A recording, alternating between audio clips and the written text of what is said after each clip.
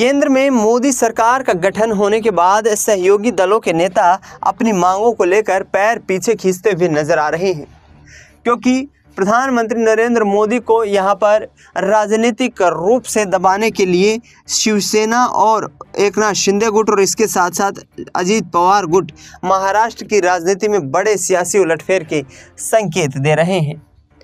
उद्धव बाला साहब ठाकरे की शिवसेना का जबरदस्त प्रदर्शन इस 2024 के लोकसभा चुनाव में महाराष्ट्र में रहा।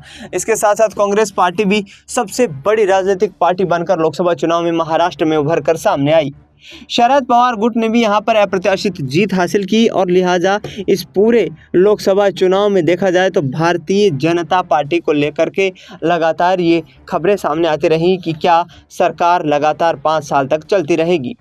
लेकिन इस बीच आपको बता दें कि महाराष्ट्र में आगामी 3 महीने में विधानसभा के चुनाव होने वाले हैं। एकनाथ शिंदे गुट की तरफ से कहा जा रहा है कि छोटे छोटे दलों को जब केंद्रीय कैबिनेट मंत्रालय दे दिया जाता है तो आखिरकार शिंदे गुट के 9 सांसद होने के बावजूद भी केंद्रीय कैबिनेट मंत्रालय क्यों नहीं दिया गया।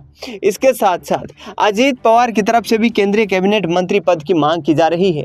लिहाजा बीजेपी पर ये दल अपना प्रभाव जमाना चाहते हैं और अपनी मौजूदगी का एहसास करवाना चाहते हैं।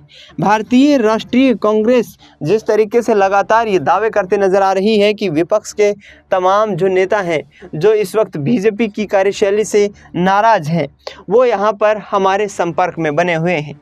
बीजेपी के लिए चिंता की बात यह है कि यदि सरकार धराशायी होती है तो केंद्र की सत्ता का रास्ता यहां से बंद हो जाएगा और ऐसे में इंडिया गठबंधन जो कि पुरजोर कोशिशों में जुटा हुआ है कि आगामी वक्त में पुरजोर कोशिशें करके यहां से राजनीतिक समीकरणों को साधा जाए और केंद्र की सत्ता में बीजेपी का रास्ता बंद किया जाए, उसकी फिराक में बैठा है।